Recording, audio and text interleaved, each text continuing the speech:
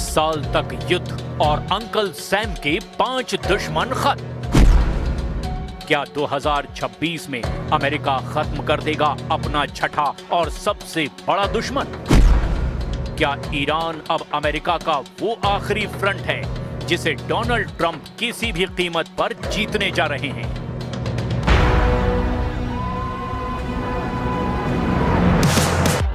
Iran में फैली हिंसा, सरकार के खिलाफ विरोध प्रदर्शन और आगजनी के बीच अली खामनेई डोनाल्ड ट्रंप का सबसे ताजा टारगेट बन चुके हैं। ईरान में फैली हिंसा के लिए ईरान ने अमेरिका और इजराइल को जिम्मेदार बताया है, लेकिन इसी आगजनी में अब अमेरिका ने पेट्रोल छिड़कने का काम कर दिया है। एयरफोर्स वन पर सवार डोनाल्ड ट्रंप ने हजारों फीट की ऊंचाई से ईरान को बहुत बड़ी वार्निंग जारी कर दी है।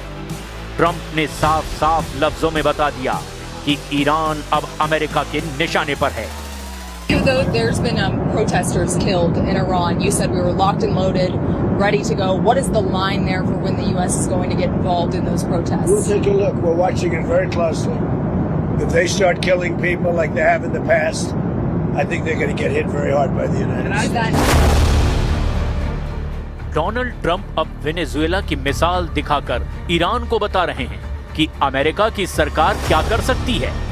निकोलस मादुरो को कब्जे में लेने के बाद अमेरिका ने अपनी मिलिट्री ताकत दिखाई है और बता दिया कि दुनिया में कोई देश उसका मुकाबला नहीं कर सकता, क्योंकि अमेरिका अब घर में घुसकर ना सिर्फ मार रहा है बल्कि वहां के राष्ट्रपति को भी उठा ले जा रहा है।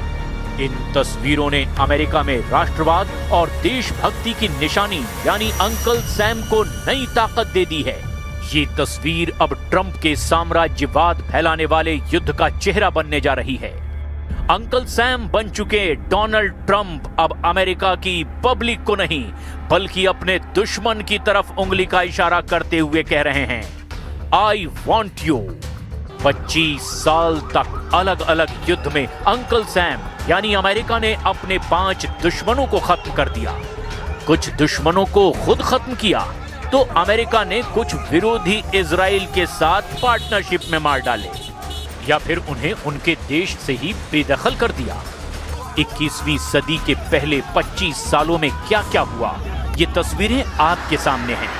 अमेरिका के इस सबसे बड़े युद्ध की शुरुआत 9/11 के आतंकी हमले के बाद 9/11 के हमले के बाद इन 25 सालों में अमेरिका ने 6 टारगेट चुने। शुरुआती टारगेट जॉर्ज डब्ल्यू बुश के कार्यकाल में खत्म किए गए, फिर बराक ओबामा आए, उनके दौर में भी जंग जारी रही। बाइडेन के राष्ट्रपति रहते हुए भी युद्ध होते रहे और अब डोनाल्ड ट्रंप के कार्यकाल में अमेरिका के अंकल सैम का सबसे खतरनाक रूप देखने को मिल रहा है। जॉर्ज डब्ल्यू बुश के कार्यकाल में पहला नंबर आया इराक का, जहां से सद्दाम हुसैन का तख्ता पलट किया गया, फिर उन्हें फांसी दे दी गई। इसके बाद बराक ओबामा राष्ट्रपति बने। और दूसरा नंबर आया लीबिया का, जहां मुअम्मर गद्दाफी का तख्ता पलट किया गया। इस दौरान अराजक हुए लीबिया में गद्दाफी की हत्या भी कर दी गई। ट्रंप के राष्ट्रपति बनते ही अमेरिका की फोर्स सुपर एक्टिव हो गई।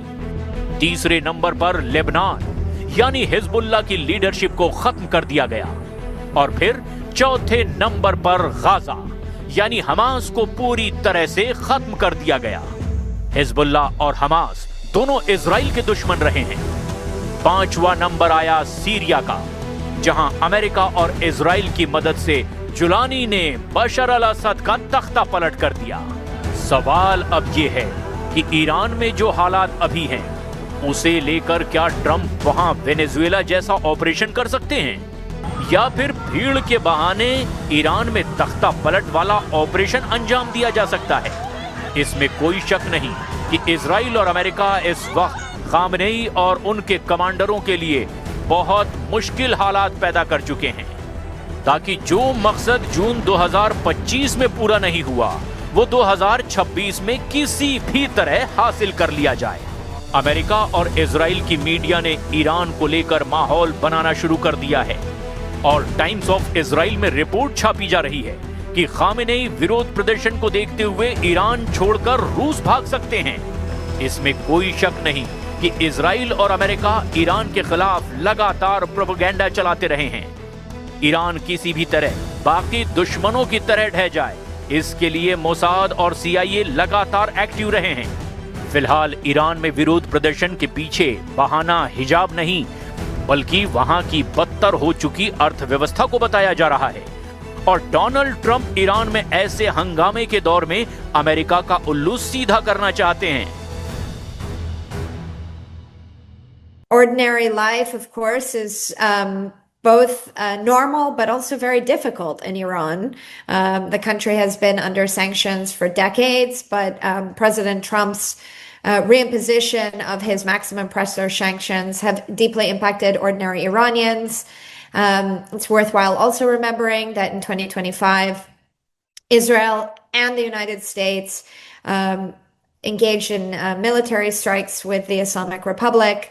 And this, of course, in tandem with economic mismanagement, corruption, water and electricity crisis, is putting a huge amount of stress on a population that has protested repeatedly for decades now.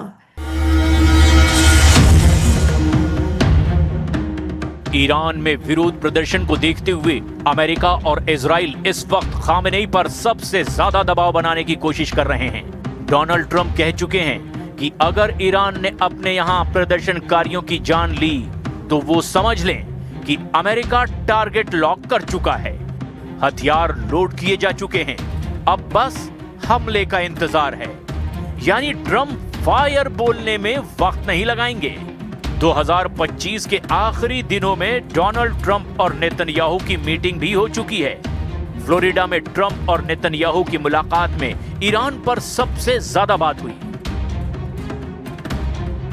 Now I hear that Iran is trying to build up again, and if they are, we're going to have to knock them down. We'll knock them down. We'll knock the hell out of them. But hopefully that's not happening. I heard Iran wants to make a deal. If they want to make a deal, that's much smarter. You know, they could have made a deal the last time before we went through, you know, a big attack on them. And they decided not to make the deal. They wish they made that deal. So I think, again, they should make a deal. They want to make a deal, but sometimes that doesn't happen. Netanyahu और Trump के एजेंडे को Iran ने बहुत पहले से भांपा हुआ है और खामेनेई के अलावा उनके तमाम कमांडर जानते हैं कि इस डबल फ्रंट के खिलाफ कैसे लड़ना है। ट्रंप की वार्निंग को लेकर ईरान के सुप्रीम कमांडर खामेनेई ने कहा कि अमेरिका अपने मकसद में पूरी तरह नाकाम होगा। مقابل دشمن کوتاه نمیاییم. ما با اتکاء به خدای متعال، با اتکال به خدای متعال و با اطمینان به همراهی مردم انشاءالله به توفیق الهی دشمن رو به زانو در خواهیم آورد.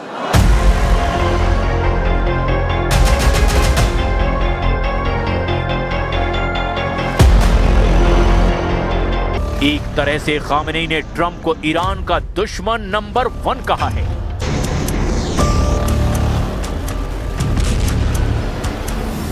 खामेनेई ने ट्रंप को डील ब्रेकर कहा क्योंकि अमेरिका ने धोखा देकर युद्ध किया है। खामेनेई ने ट्रंप को मुंगेरी लाल कहा है, ट्रंप के सपनों को ख्याली पुलाव बताया है। खामेनेई ने ट्रंप को कातिल कहा है। खामेनेई ने ट्रंप को आतंकवादी तक कह डाला है।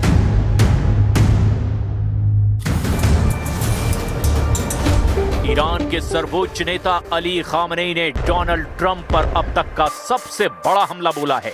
खामेनेई ने डोनाल्ड ट्रंप और बेंजामिन नेतन्याहू दोनों को जून में लड़ा गया 12 दिन का युद्ध याद दिलाया है। खामेनेई ने याद दिलाया कि कैसे ईरान की मिसाइलों ने इजराइल की कमर तोड़कर रख दी थी और फिर इजराइल इतना बिलबिलाया कि डोनाल्ड ट्रंप को नेतन्याहू के जहनी जख्मों की मरहम पट्टी करनी पड़ी और अब डोनाल्ड ट्रंप और नेतन्याहू दोनों ईरान को तबाह करने की धमकी दे रहे हैं। आखिर खामेनेई क्यों ट्रंप को याद दिला रहे हैं 12 दिन का युद्ध? क्यों खामेनेई बता रहे हैं उनकी मिसाइलों की असली ताकत अब तक अमेरिका और इजराइल दोनों ने नहीं देखी है। उन्होंने तेल अवीव से लेकर हाइफा तक सब कुछ तहस नहस कर दिया था। ये 13 जून की रात और उसके बाद का वीडियो है, जब ईरान की मिसाइलों ने तेहरान और बाकी शहरों पर हुए इजरायली हमले के बाद नेतन्याहू के शहरों को दहला दिया था। اینا مایوسن.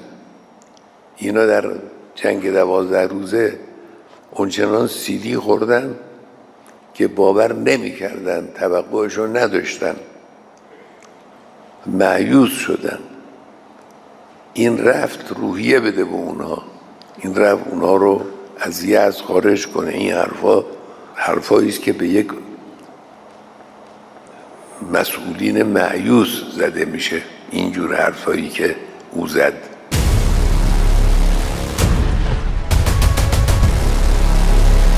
खामनेई ने सबसे बड़ा अटैक ट्रंप पर किया है। खामनेई ने अमेरिका और इजराइल की एयरफोर्स पर ठहाका लगाया है और कहा कि ट्रंप चाहे जितनी शेखी बघार लें, कितने भी दावे कर लें, लेकिन ईरान के परमाणु कार्यक्रम ना इजराइल की एयरफोर्स तबाह कर सकती है, ना ही अमेरिका के पास ऐसी ताकत है। बेहतर है कि इजराइल के परमाणु अड्डों को तबाह करने वाले ख्वाब देखते रहें। ईरान ना उनके काबू में कभी आया है और ना कभी आएगा। میکنه که صنعت هسته‌ای ایران رو بمباران کردیم و از بین بردیم. خب خیلی خوب، همین خیال باشه. اما اصلا شما چه کاره هستید که اگر یک کشوری صنعت هسته‌ای داره شما دخالت کنید بگید باید و نباید؟ شما چه کاره دنیایی؟ چه ربطی به آمریکا داره که ایران امکانات هسته‌ای و صنعت هسته‌ای داره یا نداره؟